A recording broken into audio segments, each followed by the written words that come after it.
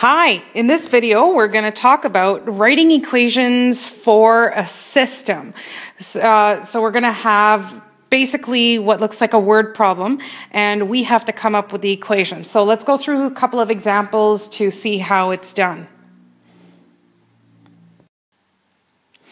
All right, so the first question is, you're trying to make a rectangular fence and you have 158 feet of fencing to do this with.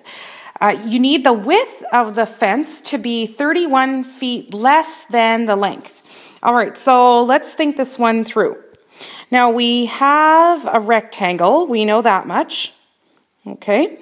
And the way we find perimeter for a rectangle is we add up the width and the length of all four sides. Okay. So now, where are we at this point? We know that we want to read the question again.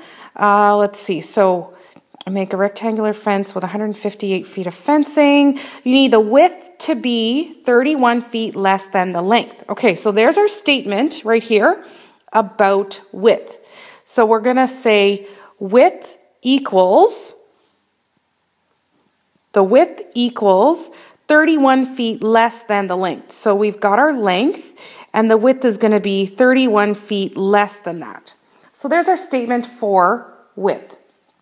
Okay, now we also need to recall that the perimeter is going to be 158 feet. So it's composed of the 158 feet that we have, and that's made up by 2 times the length plus 2 times the width.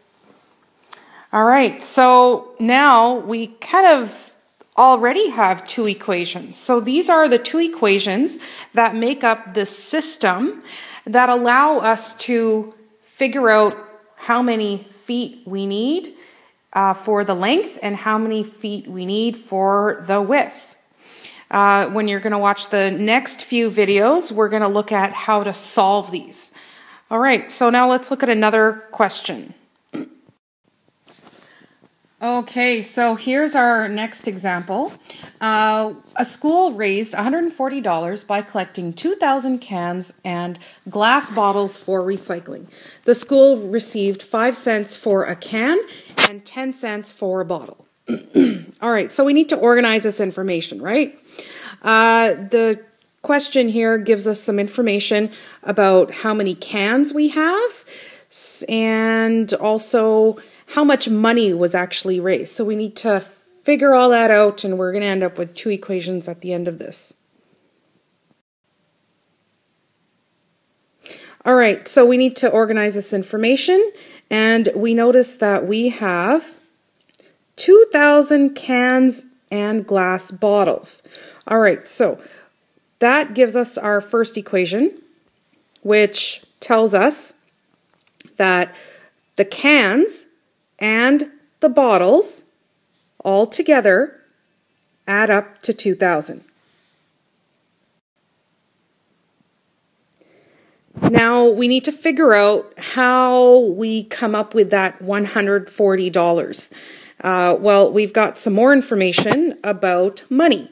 So let's look at all the money parts here. So we've got $140. We receive 5 cents for a can. Okay, so for every can, we get 5 cents. And we're using dollars, so let's write 5 cents as 0.05.